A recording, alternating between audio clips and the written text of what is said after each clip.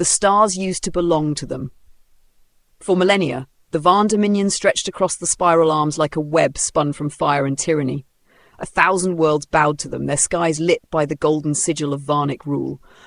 A sunburst forged from dying suns. Planets whispered their name with reverence or fear.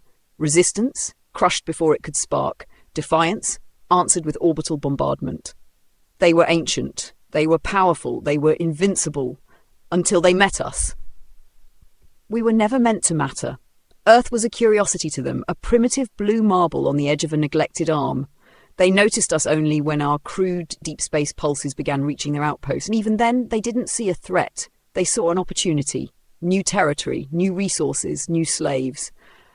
The Varn didn't invade like raiders. They arrived like gods. Their ships didn't fly, they descended like monoliths of black glass, disrupting gravity itself. Oceans churned beneath their approach. Storm systems bloomed in their wake. And when they landed, they spoke not with ambassadors, but with extinction beams. They erased Geneva in seconds, burned a corridor from Berlin to Kiev into vitrified glass, turned Shanghai into a sinkhole of melted steel. In 3 days, Earth lost half its population. Governments collapsed. Militaries scattered. Satellites died. Humanity shattered. But shattering is not the same as breaking. In the hollowed bones of our cities, something stirred. Not hope. Not yet. Something older. Anger. Memory. Fire. The Varn called us biological debris. They did not understand that debris can cut deep when driven by desperation. They underestimated the brilliance of a cornered species. We learned quickly. In caves, abandoned bunkers, flooded subways, we stole pieces of their tech, studied their weapons, stripped their drones. Our engineers turned alien matter into weapons. Our hackers mapped the Varn language from intercepted code. Our biologists discovered Varn weaknesses their own doctrine had buried centuries ago. They thought we were fractured, but Earth had never been united before, not like this. Out of the silence came the resistance. First, whispers in shortwave, then signals from deep-well bunkers. Then coordinated strikes. We weren't fighting to win. We were fighting because there was no other option. The Varn learned the meaning of insurgency. They expected conquered cities. They got death traps, bombs made from quantum scrap and tunnel-born snipers with eyes like wolves. Varn patrols vanished in the forests of the Pacific Northwest. Their walkers detonated in the streets of Buenos Aires. Their command nodes were overrun in the slums of Kinshasa and the ice wastes of Siberia. We were slower, we were weaker, but we were relentless. And then came Operation Emberfall. Our stolen warships broke orbit in silence, masked by a solar flare. 5 human pilots, 1 stolen Varn cruiser. A single target.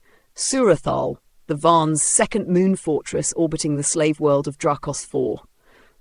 We didn't expect to survive, we just wanted to send a message. They never expected their fortress to implode from within. They never expected human hands to rewrite their fleet codes. They never imagined the survivors of Earth would hijack their fire.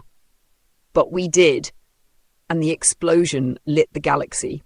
Across Varn space, slave species saw that the masters could bleed, that the sunburst could flicker, that even stars could die. And from that day forward, the Dominion was no longer a symbol of control. It was a funeral pyre waiting to be lit. We had won, but victory never ends clean. In the ruins of 1,000 worlds, we found more than shattered fleets and burned banners. We found silence, emptiness. The aftermath of war is not peace, it is reckoning. For every Graaltech general we brought to justice, there were 100 war orphans staring up at unfamiliar stars. The Concordance, our hard-forged alliance, was not built to rule, it was built to resist. And with the enemy fallen, we had to become something more. There were worlds to heal, species to reconnect, technologies scattered across space that could uplift or annihilate depending on who held them. And we had to ensure that no empire, human or otherwise, would ever rise again with chains in hand. That's when we found the echoes. On a dead world in the Pyrrhus expanse, our scouts uncovered a vault buried in kilometers of obsidian rock. Inside was not a weapon, but a warning. A record left by another ancient species, long vanished. They had fought something older than empire that fed not on biomass or territory, but on memory itself. They called it the Void Choir. At first we thought it metaphor, until ships went dark near the Moor Nebula, until survivors returned with blank minds and hollow voices. It wasn't over. What we had thought was the end of a war was only the end of a chapter. We faced the stars once more, not as conquerors, but as guardians. The flames of our resistance had burned bright enough to push back tyranny. Now they had to illuminate the unknown. So we rebuilt, not just ships and cities, but trust. And we trained. New academies rose from the bones of fallen capital ships. Children of war became scholars of peace. The Concordance didn't just defend the edge of known space. We pushed it, mapped it, lit it with beacons that told any watchers, humanity stands here, not in fear, but in defiance. We had burned their stars, now alone. They came back. Not the Graal tech. They were gone, reduced to legend and wreckage. No, what followed was older, colder, a silence that moved between galaxies, whispering into the ears of dying stars. We had just begun to rebuild when it arrived, the signal. It wasn't a language, not exactly. It was a memory, not ours, theirs. Images of broken worlds, civilizations crumbled to ash, voices that spoke in every tongue, every frequency, all saying one thing: we remember you. The Void Choir had awakened. It didn't invade like the Graal tech. There were no ships, no armadas, just shadow, just corruption. Entire moons went dark as if chewed from the inside out. Binary suns blinked and vanished. AI fleets turned inward and detonated, screaming in synthetic agony. It spread like entropy with purpose. At first, we didn't understand. We thought it was another empire, another conqueror. We were wrong! The choir didn't want dominion. It didn't want slaves or resources. It wanted to erase, to unmake, not just matter but meaning. The Concordance met it head on. Every species, every survivor, every warrior that had stood against the Graal tech stood again, this time not for revenge, but for reality itself. And still we fell. Our greatest AI, Ava 6, burned out in a moment of divine madness, screaming equations no one could solve. The orbital cities of Mars cracked and wept oxygen. Arcadia Prime's oceans boiled. Then came Sol's turn. They didn't fire weapons, they sang. The Void Choir's frequencies penetrated matter, thought, identity. Soldiers turned on themselves. Memories unraveled, names faded. But we were humans, born in chaos, raised in defiance, forged in fire. We adapted, not just through machines, through will. We used analog tools, tribal coding languages, stories passed down orally, anything the choir couldn't erase. We wore memory like armor. We told our histories in song, in scars, in skin. And for the first time in eons, the void faltered, because we had something it didn't understand. Narrative. It could erase data. It couldn't erase story. On the moon of Cylon, a librarian led a battalion wielding books instead of blades. On Tethra 9, an ancient war chant from Earth's forgotten tribes overloaded choir nodes. On Neptune's shattered rings, children recited the names of the dead until the choir screamed and fled. We weaponized myth. Turned belief into blade. Our scientists became shamans. Our code became prayer. Our fleets flew with sigils etched in hulls, defying the void not with numbers, but with meaning. The final stand was not a battle. It was a ritual. At the Eye of Akron, where time collapsed, we gathered. Humans, Vokna, Triket, and all who still remembered. We sang not of war, but of birth, of laughter, of loss, of mornings on earth, of stars we named and those we mourned. The choir could not endure it. It fractured, retreated, shrieked into the black. We had won, but victory never ends clean. What remained were echoes. Shadows of their song still haunt the edges of reality. Our AIs hum lullabies to keep them at bay. Our children are taught not just math and language, but memory, how to carry it, how to guard it. Because the Void Choir will return, not today, not tomorrow, but someday. And when they do, we'll be ready. Not just with fleets, but with stories. Because that's what we are, not just survivors. We are the tellers, the rememberers, the ones who burned their stars with meaning. And as long as one of us still speaks, still remembers, still dreams, we cannot be erased. Let the void come. We are humanity. We burn brighter. We endure.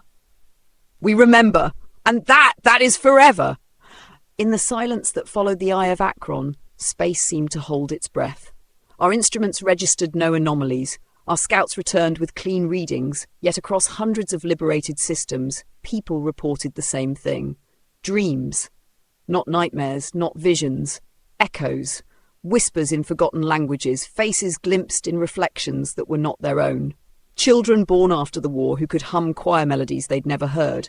Something remained, not in matter, but but in resonance. We called it the dust that speaks. First detected around the ruins of Arcadia Prime, the dust looked ordinary, microscopic particles suspended in solar wind, but when scanned, it hummed back, not with static, with memory. It replayed moments it had witnessed, cities burning, songs sung in defiance, the last words of the fallen. The dust had recorded us, and it was still learning. What do you do with living memory? You preserve it, or it preserves you. A new caste emerged across the concordance, the architects of meaning, historians, poets, coders, spiritualists, united in purpose. They didn't just archive, they interpreted, translated resonance into art, into code, into ways of living. Memory became blueprint, copied word for word.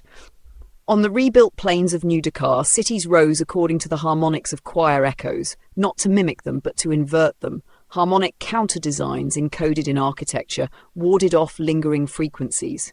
Every structure was a defense, every mural a bulwark. We learned to shape memory like metal. But some warned, in building armor from echoes, we risked repeating the very obsession with control that birthed the Varn and doomed the choir. Then, without warning, entire sectors went dark. No destruction, no transmissions, just stillness. When we investigated, we found empty stations with food still warm, rooms left mid-conversation. But every reflective surface was etched with the same phrase, in dozens of scripts carved by hand or laser or claw. We heard you. The silence had returned, not as a choir, but as an absence, the kind that erases memory at the source. We realized too late. The choir was not a force, it was a phenomenon, a cosmic recursion, an entropy that listened, adapted, returned, and now it had learned from us. Our stories had delayed it, but they had also taught it how we think. Faced with extinction not of bodies, but of meaning itself, the concordance met again, this time not as a council of generals, but as keepers of memory. At midnight, beneath the shattered moons of Tel Vorna, we ratified a new oath, not to preserve peace, not to build an empire, but to keep the stories alive, 1,000 species. One vow, so long as one voice speaks, the silence shall not win. We began the Midnight Concord, a living, shifting library spread across space, ships that were also archives, cities that sang themselves, children raised not just in culture, but in ritualized recollection. The silence could not consume what was always changing. It could not erase what was constantly retold. Some say it was superstition, others say it was our salvation. Deep in the core of a neutron star cloaked in antimatter, we seeded the Ember Archive, a weapon made of stories, not data. Narrative resonance, structured like neural pathways, wrapped in quantum firewalls, a device that could ignite memory in any system it touched, to awaken the past in the heart of the silence. If the Void Choir came again, we would not fight it with fleets, we would burn its emptiness with remembrance. And if even that failed, if we were erased from the cosmos, then some far future mind might stumble across the archive and from its flickering ember reconstruct our story. We would not win through strength. We would not win through conquest. We would win by being impossible to forget, because even when stars die, we burn brighter. Time has passed. Not decades, centuries. The scars of war became monuments. The old ships, once cobbled together from alien wreckage, now hang in museums like relics of a mythic age. The concordance became more than an alliance. It became a culture, a shared identity across species, planets, systems. We rebuilt not to survive, but to thrive. Children born on orbital cities over Solaris IV or in the canyons of New Europa speak of the choir the way ancient Earth once spoke of dragons. With fear, with awe, with the knowledge that myths are sometimes true. But peace, real peace, is never silent. Something has shifted. The stars are whispering again. It began at the galactic fringe, in a system without a name, where a survey team reported impossible architecture, structures made not of stone or metal, but of frozen time, buildings shaped like questions, towers that cast no shadow, symbols in the dust that no AI could pass, but which stirred unease in every sentient who saw them. We sent scientists, priests, historians, nothing returned. Then came the dreams, unbidden, shared across light years, entire species dreaming the same dream, a staircase spiraling down into a black sea, a voice humming a tune no one could remember upon waking. Children began drawing sigils with their fingers in the air, eyes unfocused. Veterans of the choir war awoke screaming, bleeding from their ears, whispering, "It's not over." The concordance convened in the Starspire Citadel, not just humans, every race that had bled in the fires of resistance. There was no argument, no delay. The vote was unanimous. We would go together. A new ship was built, not for war but for remembrance. Its hull etched with every name lost to the void. It bore no weapons, only minds, memories, a library of living thought encoded into the ship's core. We called it Archive 1. And at its helm, a human. The child of refugees from both Earth and the choir war. Born among stars, raised on stories. Her name was Solana Reyes. She remembered everything. She was not a soldier. She was not a hero. But she carried the one weapon the choir could never break. A story that refused to end. Archive 1 crossed the veil. We do not know what it found. Only that the dreams ceased. The stars fell silent. And from the black one message returned. They have changed, and so have we. Solana never came back, but sometimes, on the edge of known space, explorers report seeing a light, a ship shaped like a flame, trailing whispers of every language ever spoken, and in the deepest silence, if you listen, you can hear her voice, telling the story again, making sure we never forget, because the war may be over, the void may sleep, but the story never ends. And neither do we.